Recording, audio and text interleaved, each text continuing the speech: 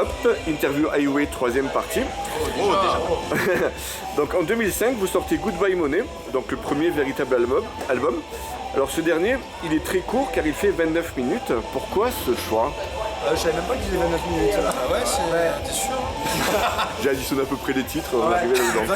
Non, mais parce qu'il y avait 9, je crois qu'il y avait on n'avait pas plus, 9 en titres. fait, il y a deux instruments. Il y a deux intros, un peu la Van Halen. En fait, il y avait ce délire d'album à la fan de Van Halen, où il y a souvent des intros. Les albums Van Halen, ils faisaient 25-30 minutes max. Oui, c'était pas très... 38. Ouais, tu vois. Non, ils étaient courts. Genre Pretty Woman, Die Down Down. Une demi-heure. Ah ouais, max. Oui, parce qu'il y a des intros. On aimait bien mettre des intros, genre The Whale. Ouais, qu'on avait. L'intro Once Upon a Time. À la base, c'était des intros de morceaux qui sont devenus des morceaux à part entière. Ouais. Ça, c'est comme Van Halen. C'est un D'accord. peu l'esprit Van Halen qu'on avait en tête. Voilà. C'est un album particulier, assez roots, quoi, qui reprend bien ce qu'on était aussi à cette époque-là. Et chaque album avec Highway, je trouve que c'est cool, c'est comme si on grandit ensemble, mais on voit comment on est à tel moment de notre vie, etc. Mais c'est bien parce que ça se perd maintenant, si on veut faire une analogie avec les groupes récents. Maintenant, quand un groupe se monte, il faut tout de suite qu'il ait le meilleur son, Le produit parfait, clip, le ouf. ouais. Sinon, les démos comme Sunrise Blues que vous avez faites pour démarcher, ça, tu peux plus le faire en cassette. Maintenant, tu peux plus aller dans un bar ou un club et dire « Allez, j'ai une cassette de mon groupe ». Enfin, tu vois, t'es obligé d'avoir un produit déjà fini. Ouais. Et qui concurrence les gros trucs, sinon les mecs ils écoutent ça, ils disent bah le son il est pourri, t'as fait un truc au caméscope. Donc c'était une autre époque, quoi. Donc c'est encore cette époque des années 90 qui transpirait. Ouais, moi je trouve ça cool, moi j'adore. Parce que du coup voilà, on a grandi, notre musique a grandi, on les joue en live toujours des morceaux qui ont évolué depuis, et c'est ça quoi la bande son. D'accord. Alors, où est-ce que j'en étais? Donc cet album, il a été enregistré au studio Trendkill. Alors est-ce qu'il y a un lien avec le Trendkill Production de Virgil Palazzolo ou ça n'a rien à voir? Ça n'a rien à voir. Ça n'a rien à voir. D'ailleurs je sais pas ce que c'est le Trendkill Production. C'était une organisation de concert maintenant qui s'appelle Tentacle Industry. Non, Rien à voir. Rien à voir. C'était Hall du groupe Eyeless Mudweiser. C'est ça. C'était son studio qui était à Frontignan. Frontignan, ouais. D'accord. Il a enregistré beaucoup de groupes locaux lui. Ouais, Vraiment, tous les groupes de métal locaux passaient dans ses mains. C'est tous par lui. Ouais. Et je crois que le studio n'existe plus, hein, mais en tout cas, voilà, on a fait des trucs cool. On a fait 2 albums chez lui. D'accord. Le suivant. Unité 7 of Rock'n'Roll. Ouais. Ok. Puis après, on a changé, mais voilà, on a fait ça. Ok, donc vous parlez de Mudweiser, donc je rappelle au passage qu'il y a une interview du groupe disponible sur la même chaîne. Il n'y a plus Hall dedans. Il n'y a plus Hall, exact. Alors, sur Goodbye Money, on trouve aussi le titre Rock'n'Roll Life. Le riff principal, voilà, il m'a fait penser à un groupe qui ne semble pas faire partie de vos influences, à savoir Megadeth et son Symphony of Destruction. C'était voulu ou c'est une coïncidence? C'est vrai, ok. Je le connaissais pas perso. À l'époque, non. D'accord. Ouais, effectivement. Alors c'est rigolo parce qu'à l'époque, pour le coup, on connaissait pas du tout enfin on connaissait Megadeth, mais on n'écoutait pas du tout Megadeth. D'accord. Mais j'y avais jamais pensé. Alors moi j'avoue, il me faisait plutôt penser à Ball Breaker de ACDC. Le morceau Ball Breaker. Oui. Plutôt, mais alors Megadeth, effectivement, j'avais jamais pensé. D'accord, j'essaie d'écouter en pensant à Ball Breaker. Maintenant, je l'écouterai plus de la même manière. Ok. Donc le guitariste Nicolas Touraille, donc, il vous quitte à son tour en 2007. Donc voilà pourquoi ce départ. Vous avez un peu dit c'est parce qu'il était plus motivé, c'est ça? Il avait plusieurs projets. Ouais, c'est ça, Il s'est recentré, ouais. Il s'était un peu éparpillé, il avait beaucoup de projets, il faisait beaucoup de musique. Et il a dû faire des choix. Tout simplement, il a fallu qu'il fasse des choix et malheureusement, il n'a pas choisi Highway. Mais il a gardé ses projets, lui, perso. Qui voulait plus s'investir, quoi. Ouais, ou qui était plus branché sur son style de guitare. Voilà, exactement, aussi. Moins hard rock que traditionnel. D'accord. Mais il a toujours fait partie de la famille un peu parce qu'il a fait quelques remplacements à la basse de Sam, qui les dates où il ne pouvait pas être là, ça peut arriver. Puis on avait monté un groupe aussi avec Ben, Yankee Rose. Dès qu'on est en galère, on l'a. Il y avait Roland aussi. D'accord. Il remplace. C'est notre route de secours. C'est notre route de secours et son ami. Il est brun, mais c'est notre route de secours. Et puis là, c'est la sécurité sociale. Non, c'est plus qu'un ami, Nicolas. Ouais, c'est la famille. Hein. C'est la famille. C'est la sécurité sociale. Je sais plus ce que c'était. Mais en tout cas, voilà. C'est facile. C'est un très grand musicien. Donc. Ouais, et d'ailleurs, il fait un feat sur Knock It Off, il fait une intro slide de Knock It Off sur c'est vrai. fort aussi. Il est D'accord. toujours dans les parages. Ouais, il est c'est toujours dans vrai. les parages. Oui, il est Je pense toujours présent. Nico, si tu nous écoutes. On t'aime.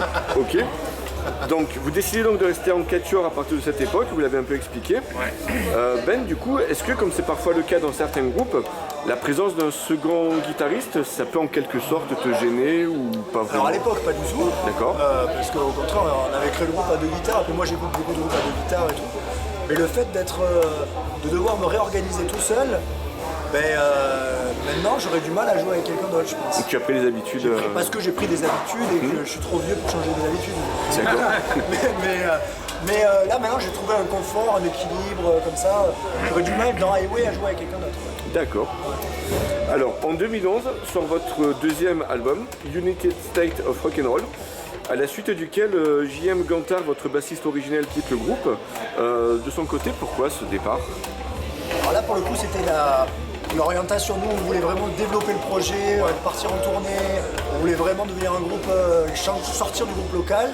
Et lui, il avait plutôt des ambitions de rester tranquille, faire des reprises en local. C'est un conflit d'ambition. Voilà, c'est un conflit d'ambition. D'accord. Ce qui m'a permis d'intégrer le groupe. C'est ça. Voilà, c'est la question suivante. Je ne lui en veux pas. Et voilà, qui compense largement avec ma... Vous l'attendiez. Et donc du coup là, on était sur la même longueur d'onde, et donc du coup on a pu développer le groupe pour conquérir le monde. D'accord. Cortex et Minus. Alors Sam, du coup, voilà, donc c'est là que tu interviens, salut. Alors, tu es apparemment décrit comme un fan du groupe avant de l'intégrer. Tout à fait. que- Ouais. Voilà, est-ce que tu peux nous parler de ton intégration? Avec grand plaisir, voyons.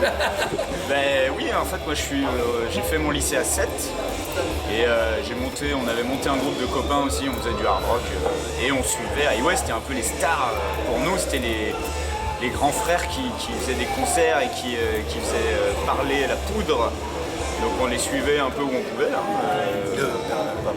Le Perlimpinpin. On les suivait où on pouvait, on allait les voir en concert et puis on a même partagé une scène au Pint Pub. Oui, tout à Excellent. fait. Avenue de Palavas. T'as pris Avenue une de Palavas, là. t'as pris une pigne là. J'ai des acouphènes. Voilà. Ça fait plaisir. C'est une Non, fierté. c'était pas le concert où on a joué avec vous, c'était un autre concert où j'étais venu vous voir. Bref, ouais. Et donc, voilà, et puis un jour, Ben m'appelle et me dit... non, Romain. Je sais plus Ouais, qui c'est moi m'a- qui t'ai c'est appelé. Ouais. Romain. Ah, c'est moi je te voulais en fait. Mais parce qu'à l'époque, on jouait avec Nico J'étais séduit. dans Yankee Rose. Ah, mais c'est vrai. C'est là. Et c'est là que Jean-Michel est parti. Et avec Romain, moi j'arrive en répète le jour où Jean-Michel s'en va, on discute et puis il s'en va. Et puis Jean-Michel passe la porte, on discute un moment, on se dit bon, il nous faut un nouveau bassiste. Ouais. Et on s'est regardé et on s'est dit mais faut demander à Sam en fait. Oui, voilà. Ouais, je me rappelle, on était en répète. Je me rappelle quand t'as appelé, on était en répète. Le choix était évident. Ah oui, c'était là. Ouais, c'est vrai. Ben voilà. Oui, c'était évident, il a dit oui. Ah bah ouais, j'étais super heureux, pour moi c'était franchir un cap. D'accord. Et puis on a franchi les caps ensemble Et depuis. depuis, on franchit cap après cap, Ouais, péninsule après péninsule. Et oui, du coup, vous êtes stable depuis plus de 10 ans au niveau, Ça. au niveau line-up, ouais. Dans le groupe, parce que dans le groupe, Ouais, c'est pas dans la nos même chose. Et dans nos têtes. Ok, donc sur cet album, on retrouve le titre King Size. De quoi ça parle? Ça c'est notre amour pour les lits. Ça parle d'une légende. Une Que légende Lise Singulière a vu passer en long, en large et en travers.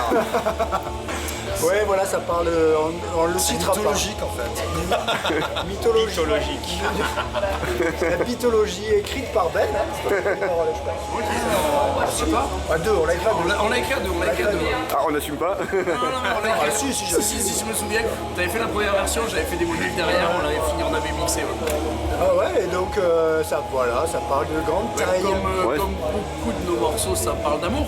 C'est Ça ça. parle d'amour, bien sûr, ça parle d'amour, de passion, de grandeur. J'ai vu une allusion à la tour de Pise, je crois, dans les textes. Sur la crème, Au niveau allusion, il y a concurrence avec Def Leppard maintenant. Mais tu remarqueras la finesse du propos. Oui, tout à fait, quoi. Inversement proportionnel. Ok.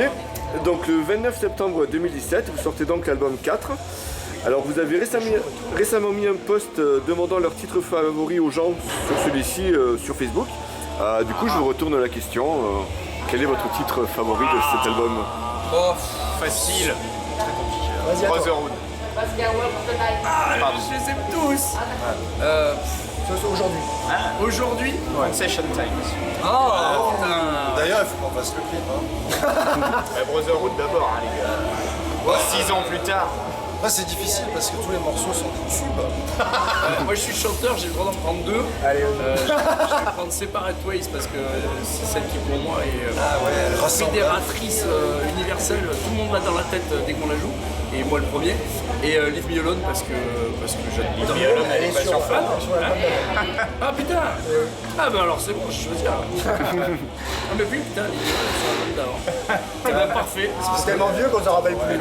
C'est ça quoi. Moi, je dirais Wake Up. Je dirais Wake Up. Ah oui que. Avec le guest Soto, mais pas que, musicalement, et puis ce qu'elle a. Et le texte, quoi, j'adore. C'est par le foie, quoi, je suis fan. Ouais, j'ai hésité avec la rate, mais du coup on a. Il y a Knock It Off. Ouais, Stuff, ouais. Ah, c'est Brotherhood, Knock It Off, Concession Time, Separate Ways. Say Your Prayers. Mais en tout cas, on a été très fiers de ce voilà, je ne sais plus pareil. Cet album, elle est forte. Hein. Et c'est notre première collaboration avec Brett. Il viendra ce soir. Oui, ah ouais. Ce soir, avec qui on a travaillé sur D'accord. Journée. Et là, on a passé encore une péninsule avec lui. Là. D'accord. Donc cet album, donc, il est plus long et il semble plus complet que les albums précédents. Est-ce que vous diriez qu'il s'agit de votre album le plus abouti à ce jour? Très certaine. Moi, je pense que le plus abouti sera le prochain. D'accord. Je pense que ça a tout vécu tous, et puis celui d'après. Chaque album est de nouvel aboutissement. Moi, il y a encore plein d'erreurs, je trouve, dans Fort. Notamment de ma part, quand je le réécoute à la basse. Ouais, mais ça, tu seras jamais satisfait. Voilà. Ouais, mais je pense que c'est ça le truc humain, c'est que chaque album, On a envie d'aller plus T'as loin, envie d'aller plus loin. Ouais, faire mieux. j'ai envie de dire que même le plus abouti, pour moi, c'est votre journée. Hein. On a beaucoup appris pendant cette période et pendant l'enregistrement. Votre journée, c'est vraiment.